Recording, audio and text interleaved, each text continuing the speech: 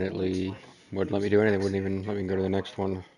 That it was a company car, so her boss would pay for the whole thing. In addition to paying for the minor damage to Alan's vehicle, he was given hockey tickets for his trouble, and he and the woman kept in touch. They spoke about the difficult situations in their lives as they meal together, and Alan asked her out. She said it wasn't good timing. She was taking care of her sick mother, and she had just gotten out of a bad relationship herself. But still, to those in Alan's life, it seemed like he was getting back out there. In early December of 2014, Alan accompanied a couple of his friends to Winnipeg, Manitoba for a short work trip. It had now been more than 2 years since Lisa's disappearance, and this was supposed to be the first real time he was getting away from his day-to-day life. It was during this trip, on December 5th, however, that everything would fall apart, beginning with a simple voicemail. That voicemail was from Detective Dave Sweet, who asked Alan to call him back. The detective gave him some completely unexpected news. Sweet explained that he had now taken over the Lisa Mitchell investigation, and it was no longer a missing persons case.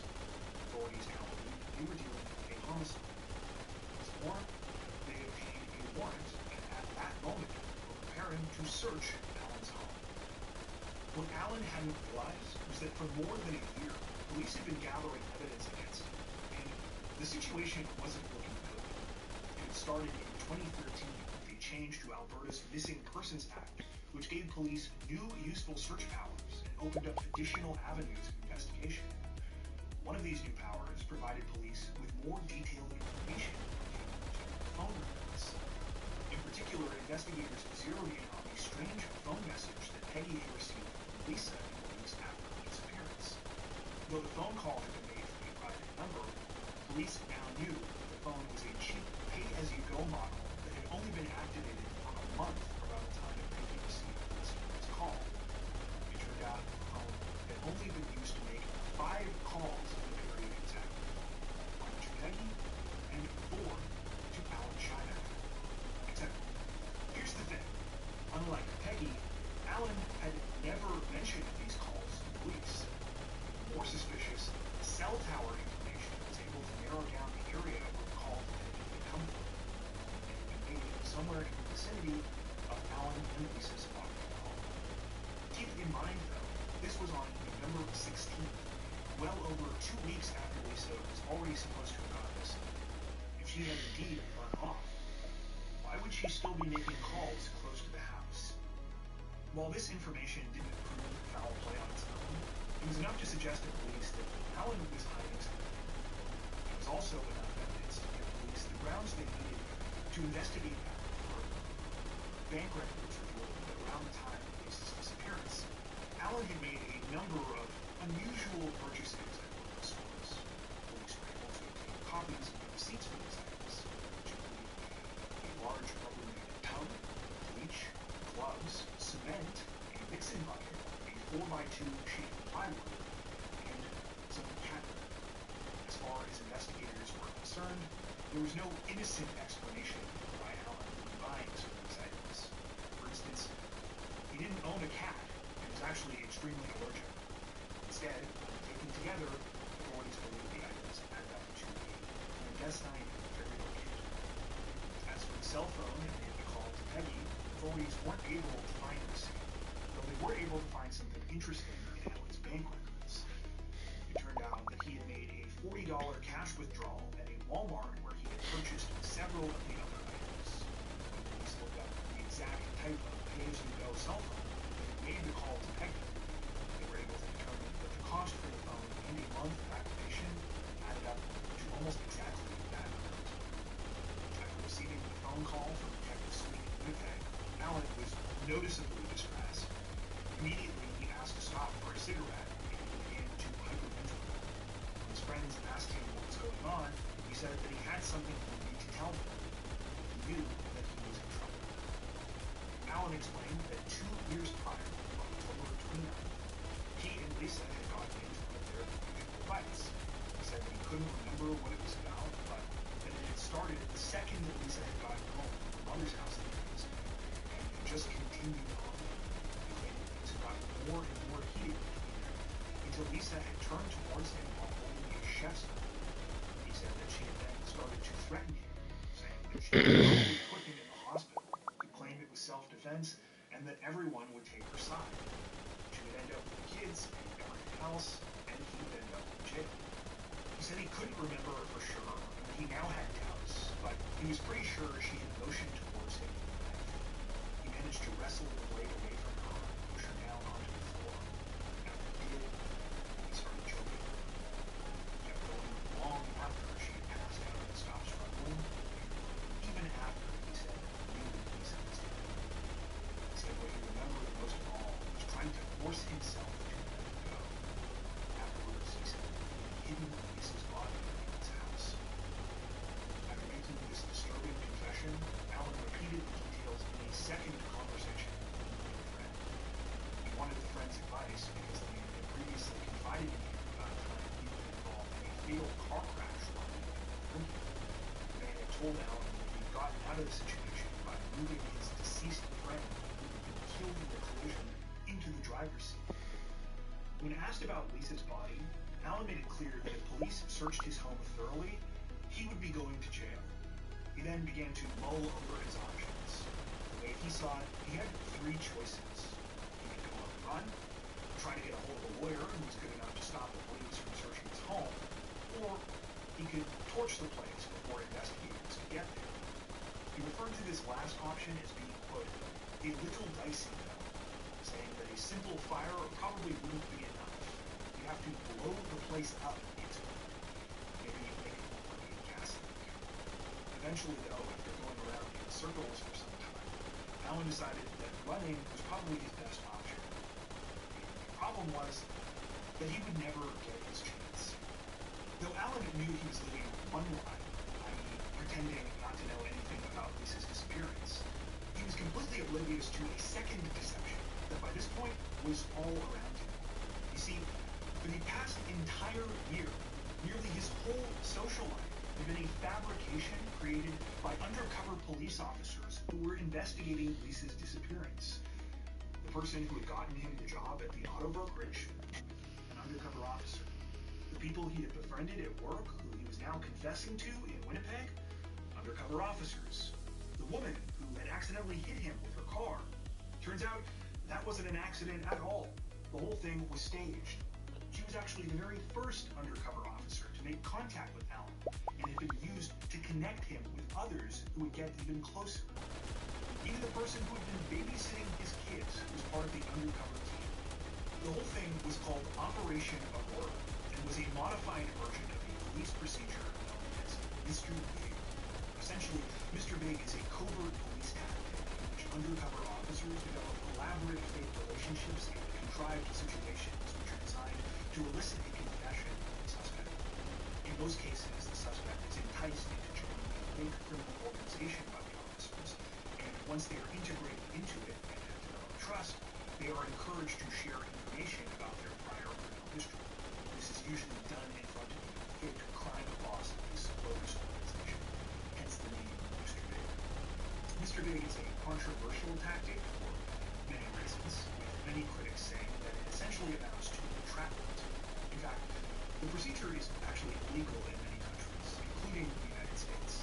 However, in Canada, where it's perhaps the most popularly used, it is not. In the case of Alan Scheiback, authorities slightly modified the Mr. Big procedure. Because Alan had no prior criminal history, police didn't think he would be enticed to join a legal organization. Instead, they got close to him until they thought they had built enough trust, took him to Winnipeg so that he was far enough away from home, and baited him with a call from the detective suite. Their theory was that the call would be enough to induce panic in Alan, and that he would confess to the officers who he now believed were his close friends. This is precisely what happened. During his conversations where he described killing Lisa in detail, officers were secretly recording. Not long after, Alan was arrested. On December 6th, 2014, the day after Detective Sweet's phone call, police began a thorough search of Alan Scheiback's home. In particular, they were now focused on the basement. Though this area of the property had been searched before, it initially seemed like just a normal basement. There was junk piled everywhere, and nothing of great interest stuck out. on Allen's bank records, they now believed they knew what they needed to look for. In one of the corners of the basement, there was a triangular concrete ledge that was stacked with boxes and other random items. When investigators removed them, they noticed that the concrete appeared to have been poured at a different time than the rest of the basement's foundation. The ledge was also approximately 4 feet across and 2 feet high. The same dimensions of a piece of wood that they knew Allen had purchased shortly after Lisa's disappearance. They theorized that Allen had propped the wood up in the corner, using it as a mold to pour the concrete. As authorities started excavating the ledge, they noticed something below the surface of the concrete. It was the top of a Rubbermaid container, the same type that they also knew Allen had purchased. The lid had been duct taped shut. When the container was slowly removed from the concrete, police were horrified by what they found. Inside, the remains of Lisa Mitchell. She was in the fetal position and covered by layers of salt and cadmium, which had essentially mummified her body. While the state of decomposition made it difficult to examine Lisa's remains, a medical examiner determined that she had died of probable renal strangulation, which lined up with Allen's age. In addition to Lisa's body, investigators soon uncovered the final pieces of evidence that they were missing. Allen's internet search history shortly after Lisa's death revealed that he had looked up how body decomposition is affected by various things, including lye, salt, concrete, lack of hair, and lack of insect activity. Months before his arrest, Allen conducted similar searches and also looked up murder legislation in Canada.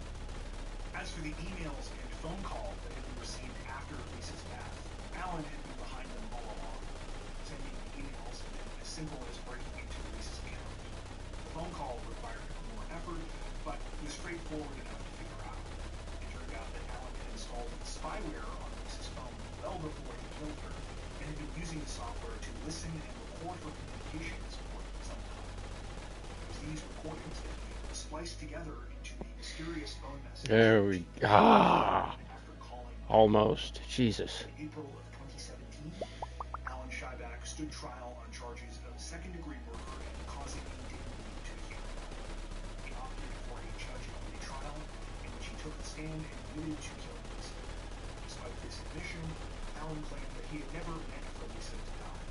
He said he felt immense guilt, but believed he had acted in self-defense. He and his lawyer also argued that he had been a victim of domestic abuse at the hands of his common-law wife for years. The prosecution, meanwhile, argued that Allen's actions were cold and calculated. They believed the evidence showed that he very much had intended to kill Lisa, and pointed to things like the way he had spied on her prior to her death, as well as the elaborate cover-up that followed. They also argued that the abuse in the relationship was mutual, and that Allen was as much a perpetrator as he was a victim. At the end of the trial, Justice Rosemary Nation said that she could not convict Allen of second-degree murder because she was left with reasonable doubt as to his intent. She stated that because of the condition of Lisa's remains, it was also difficult to establish the timing and circumstances of the crime. However, she rejected the idea that Allen had killed in self-defense. Judge Nation stated that by Allen's own admission, he had continued attacking Lisa well after the knife was no longer in her possession, and she was on the floor, when Allen had no reasonable fear for his life. Instead, she found him guilty of manslaughter, sentencing him to 5 years for that crime, and a further 2 years for causing indignity to the human body. Feeling that this was unjustly lenient, the prosecution appealed the sentence, taking it to the Alberta Court of Appeal. The court ultimately agreed with the prosecution, ruling that Justice Nation had failed to properly categorize the seriousness of Allen Scheiback's crime in the overall scale of manslaughter crimes. However, they decided to add just 3 years to the overall sentence, bringing the total up to 10, but still falling short of the 12 to 15 that Crown prosecutors had recommended. Because Allen had been in jail since the time of his arrest in 2014, it wasn't long after the appeal decision in 2018 that he had officially served half of his sentence. He was released on April of 2019, though that was briefly revoked after he was found to be in violation of the terms of his release. According to the most recent information we could find, it appears that Allen Scheiback was granted statutory release in April of 2022.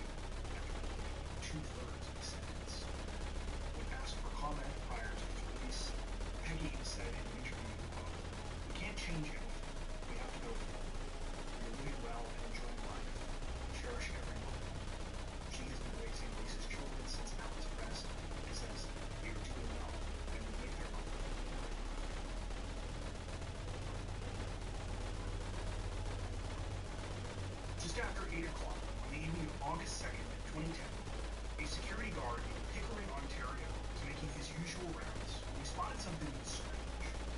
The man was part of a team tasked with patrolling a large section of government-owned property called the airport lands. As the name implies, the land had once been set aside. There we go. Thank you, Jesus. Protests and other political movements had stalled the project for decades, effectively killing it. Since then, the rural land, which was dotted with decrepit farms and houses, had mostly sat vacant. As is the case with many places that sit unoccupied for so long, the area had eventually attracted its fair share of unwanted nighttime activity. Most of this had been the usual stuff you'd expect: vandalism, teenagers growing pot, that kind of stuff. However, security had been hired after a string of arsons at several of the abandoned properties, which was understandably taken more seriously by authorities. Still, it was mostly a losing battle, since there were thousands of acres to patrol and only ever a handful of security guards on duty in those. On this particular night, though, while driving near Concession 7 Road at Sideline 32, the security guard spotted something that he had never seen before. It was a gray Mercedes that had been left parked on the side of the road. There was no one inside, and the only other landmark within reasonable walking distance was a dilapidated farmhouse, which, like most of the residences around there, had long since been abandoned. Since a luxury vehicle was a fairly uncommon sight in this area, the security guard decided to wait around a bit to see if the owner would return. 2 hours went by. However, he didn't see anyone, and eventually he was forced to continue on with his rounds. By the time he came back to the location later in his shift, at about 3:30 a.m., the car was gone. There were no signs of any criminal activity, so the security guard quickly put the situation out of his mind. Fast forward to more than a year later in November of 2011, when a team of contractors were sent out to the airport lands. Several of the abandoned properties in the area had been scheduled for demolition, and as part of the preparations, these crews were now being sent out to conduct inspections to make sure that everything was in order. One of these properties was an old farmhouse on Concession 7 Road, close to the intersection of Sideline 32. It was set back a distance from the road, and the lane was only accessible by foot since its driveway had long since been barricaded with concrete blocks. After approaching the residence, the workers realized the only way in was through the door of a wooden structure attached to the main house. At one point, it might have served as a garage or a barn, but now it was the only part of the building that hadn't been either boarded up or completely overtaken by trees, bushes, and thick patches of long grass. Immediately upon entering it, And then bounce track. they were surprised to find the place showed signs of activity. In the middle of the garage/barn was what looked like someone's workbench, and the thing had clearly been recently painted. Walking through a little farther, the workers encountered a door, behind which was a cement staircase that led to a basement underneath the main house. At the bottom of the stairs was a second door, which they opened, only to be greeted by yet another door. This final door was not like the others though. It had been custom made out of multiple sheets of plywood, and was at least 3 inches thick. It had locks made of tire patterns. Chillingly, ones that had clearly been designed so that this door could only be unlocked and opened from the outside. After seeing what was behind the last door, the workers immediately called for backup. When officers from the Durham police responded to the scene, they were likewise disturbed by what they found in that basement room of the abandoned farmhouse. The whole place was painted white, aside from the floor, which was tiled, and a roughly constructed bench was the only furniture inside. The work on the room had obviously not been done that long ago, owing to a paint tray that had been left in the corner, which still smelled strongly, and 2 cartons of soy milk with recent expiry dates. The final 2 features of the room were far and away the most terrifying. Lengths of chain that had been bolted to the ceiling and which extended to the floor, as well as several jugs of water, enough to keep a person alive for several weeks at least. There was no other way around it. Someone had clearly constructed this room for the purposes of confining another human being. The only saving grace appeared to be that the room had been found before it could be used by its creator. After coming to terms with this horrifying realization, Durham police began to scour the place for clues. Aside from the empty soy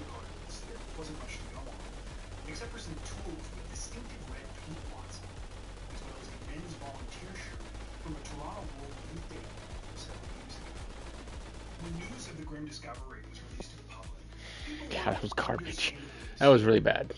The property became known as the Pickering Dungeon House, and widespread speculation began about the sinister intention of the person who had built that secret room. Appeals were released by police, hoping that new information could be found. 2 months later, the situation got even worse. When it was announced that the dungeon house had burned down under suspicious circumstances, people wondered, was it just the latest property to be targeted by vandals? Or was this someone trying to cover their tracks? Finally, police caught a lucky break in February of 2012, when the connection was made between the Pickering Dungeon House and a security guard who had spotted the out-of-place Mercedes in the area 2 summers earlier. Fortunately, the security guard had jotted down the vehicle's license plate information. When authorities looked it up, it led them to a 45-year-old man named Robert N. White. At first, Robert seemed like the last person police expected to be constructing a dungeon in an old farmhouse. The 45-year-old was a devoutly religious married father of 2, one who ran a successful business and had no prior criminal record. However, as authorities began to scratch below the surface, they discovered some things that were concerning. For starters, the business Robert was involved in was contracting, so he definitely had the skills to construct the room. He was also known to drink soy milk and had a habit of marking his tools with similar red paint blocks to the ones the police had found at the scene. Investigators also learned that though Robert was currently married, he had been through a nasty divorce with his ex-wife Patricia back in the spring of 2008. The divorce had ended with Robert losing custody of both of his children after Patricia had accused Robert of being abusive during their relationship. When police asked Patricia about the evidence they had found in the Pickering Dungeon House, her blood ran cold. She was able to confirm all of the details that they had found related to her ex-husband at the property, including the World Youth Day volunteer shirt, which she said Robert had gotten in 2002. While this evidence was enough to arrest Robert and charge him with attempted kidnapping as well as breaking and entering, the full story behind what had happened and why wouldn't come out until the case went to court several months later. You see, contrary to what police initially believed, Robert had not made the room to confine Patricia, but instead for her best friend. It turned out that Robert had been harboring a grudge against Gwen for years and believed that she was the cause of all of his problems. In court testimony, Robert revealed that he blamed Gwen not only for the failure of his marriage with Patricia, but also for the fact that he lost his kids. In the aftermath of the divorce, Gwen and her husband had welcomed Patricia and the kids into their home since they had been close family friends forever. Robert, however, viewed this as an attempt by Gwen to steal his children. He felt that his suspicions were confirmed when during the divorce, Gwen and her husband had been appointed to temporarily supervise his visits with his children. For the next 18 months, Robert had devoted his spare time to constructing the dungeon in a Pickering farmhouse after discovering the property on a driveway. Though Robert claimed in court that he had never planned to actually confine anyone in the room he had built, authorities did not buy this. By this point, a couple of family members had also come forward claiming that Robert had mentioned wanting to get back at Gwen numerous times since his divorce, and at one point had even said something about trying to extort a ransom from her husband, though afterwards attempted to play this off like a joke. As a result, authorities argued that the only thing that had stopped Robert from going through with his terrifying plot was the fact that the room had been discovered before he was fully finished with construction. Robert ultimately agreed to plead guilty to a charge of breaking and entering with the intent to commit an indictable offense, after prosecutors withdrew the attempted kidnapping charge. As a result, he was sentenced to just 2 years in prison. At his sentencing hearing, Robert appeared to express a great deal of remorse for what had happened, saying that he realized his actions had irreparably damaged his family. However, he still seemed to blame his ex-wife and Gwen for what had happened, saying that his family issues had pushed him to the brink. Patricia and Gwen, meanwhile, said that they would never be able to fully come to terms with what had happened. Patricia stated that she and her children were all now in therapy following the revelations, while Gwen said that she would never be able to get the images of the makeshift dungeon out of her head. I, for one, can't blame her. Imagine finding out that someone had spent the last year and a half building a homemade jail cell just for you, where they planned to hit you and do God knows what to you once you were there. And then the only reason the plan was discovered was because of a massive coincidence. It's truly one of the most disturbing things I've ever heard. As a side note, Robert's new wife also divorced him after learning what he had done for obvious reasons, and though police were suspicious about the arson, it appears that part of the case was never solved. Given that this all happened more than a decade ago, it's safe to say Robert has long since been released from prison.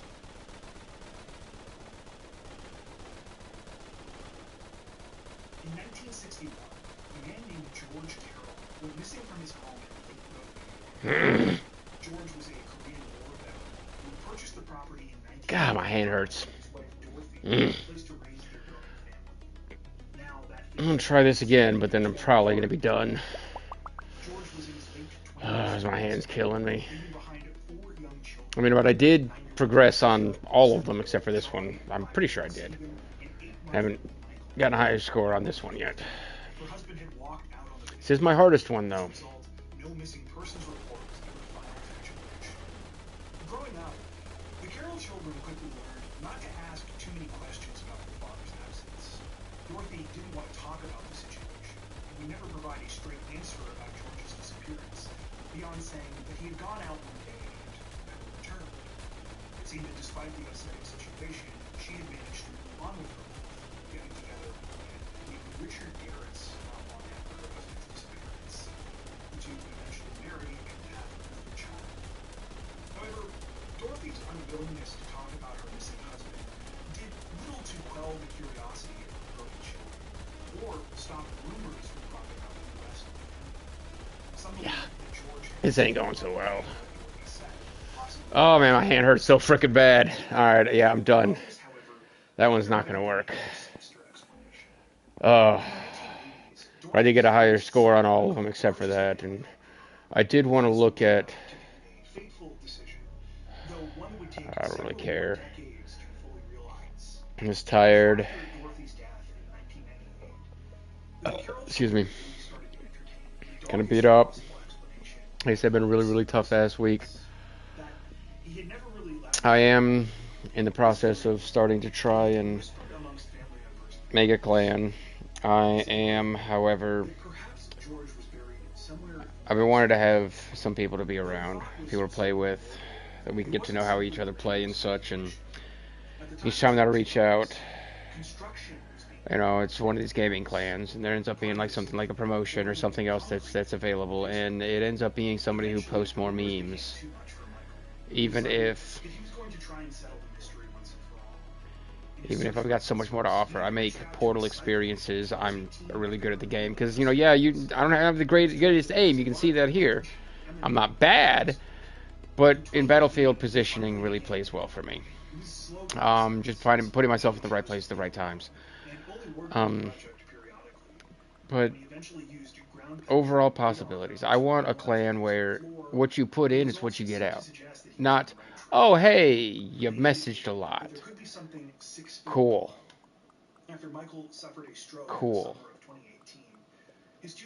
I'd rather you, especially considering this clan is brand new, I'm the only one in it as of right now, and I'd like people to help run things. I want people that are willing to put in a little bit of work to help make something that they want amazing.